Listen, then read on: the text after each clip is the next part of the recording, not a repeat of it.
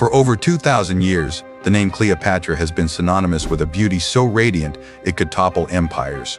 We've seen her portrayed by Hollywood icons as a flawless seductress.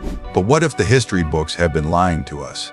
New DNA research and forensic reconstructions are pointing toward a far more unsettling possibility.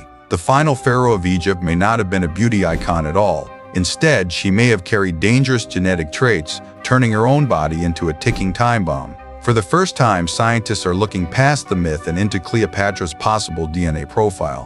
What they've uncovered suggests her greatest struggle wasn't the war with Rome. It was a silent, violent battle raging inside her own cells. The clues have been hiding in plain sight for 2 millennia, waiting for us to look beneath the gold.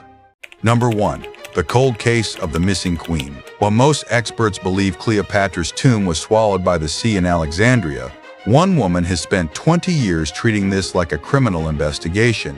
Kathleen Martinez, a former criminal defense lawyer turned archaeologist, didn't look at textbooks. She looked at the mind of a fugitive. She realized Cleopatra wasn't just preparing for death. She was escaping the disgrace of Roman chains. Her investigation led her to a crumbling, forgotten temple called Taposiris Magna. Here, she discovered a geometric marvel, a tunnel carved through solid bedrock, stretching nearly a full mile. Why build a passage this massive? You don't dig a mile-long tunnel for a simple priest. You build it to hide a goddess. Number 2. The Court of the Golden Tongues. Deep inside the temple complex, Martinez's team found something that sent chills through the archaeological community. They uncovered 16 rock-cut tombs containing mummies with a bizarre feature: thin amulets made of gold foil placed inside their mouths where their tongues once were. In ancient Egyptian lore, a golden tongue allowed the dead to speak directly to Osiris, the god of the underworld. But these weren't random elites. Martinez believes these were Cleopatra's inner circle, her most trusted courtiers, buried in a royal waiting chamber, prepared to announce the arrival of their queen in the afterlife. We aren't just in a graveyard, we are in Cleopatra's necropolis. Number 3. The murder of Arsinoe IV. To glimpse Cleopatra's true face, we might not even need her body. We only need to look at the sister she ordered executed, Princess Arsinoe IV. Their relationship was a bloodbath of ambition. When Arsinoe was eventually captured and exiled to the Temple of Artemis, Cleopatra convinced Mark Antony to do the unthinkable, violate sacred ground and assassinate her sister on the temple steps. Because we knew exactly where the crime happened, archaeologists in the early 1900s found a skeleton in a tomb called the Octagon. For decades, we believed these bones held Cleopatra's genetic blueprint. Number 4. The Boy in the Vault, a science nightmare. In a shocking twist published in 2025, modern science shattered the Arsinoe theory. Anthropologists from the University of Vienna used micro-CT scanning on the densest part of the skull, the petrous temporal bone. They didn't find a princess, they found a Y chromosome. The sister was actually an adolescent boy aged 11 to 14, with origins in Italy or Sardinia. Even more disturbing, the boy suffered from severe developmental abnormalities, including a misshapen skull and a deformed jaw. Why was a sickly, deformed boy from Italy buried in a tomb reserved for heroes? This discovery proved that our previous proof of Cleopatra's ancestry was an illusion. To find her truth, we have to look at her family tree, a tree that didn't grow but folded. Number 5. Pedigree collapse, the closed genetic loop.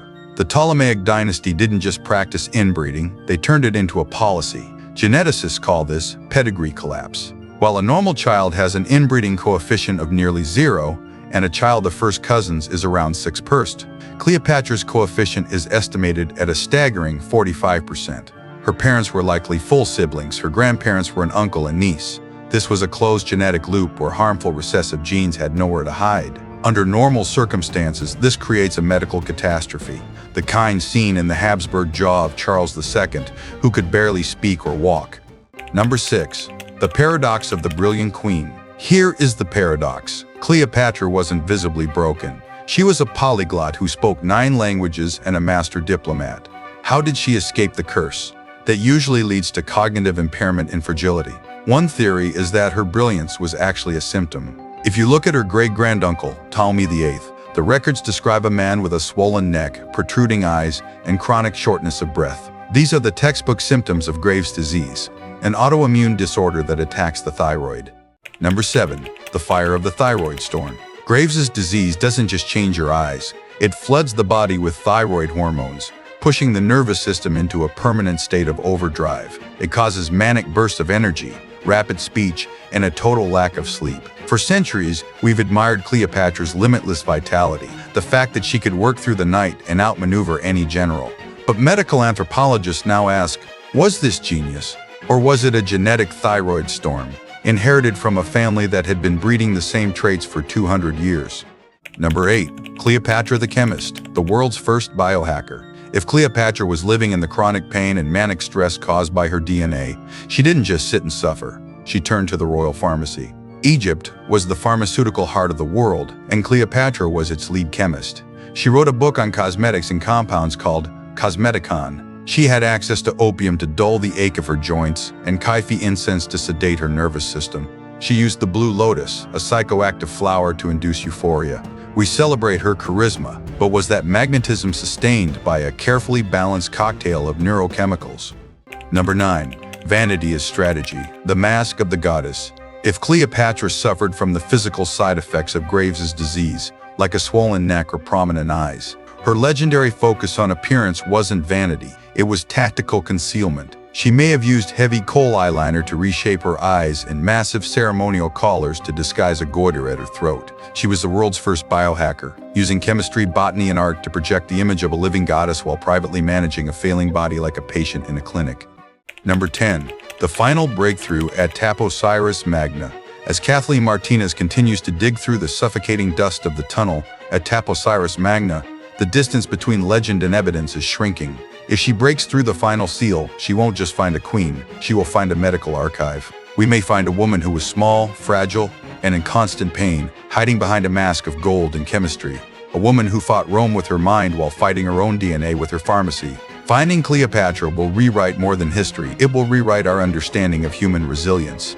The real Cleopatra is far more complicated and far more unsettling than the silver screen myth we fell in love with. We aren't searching for a flawless beauty. We are hunting for a ruthless political survivor.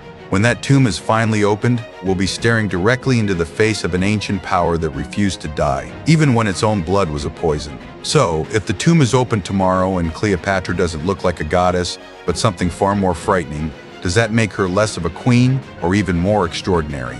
Let me know your theory in the comments below. And if you want to stay updated on the discovery of the century, hit that subscribe button. See you in the next one.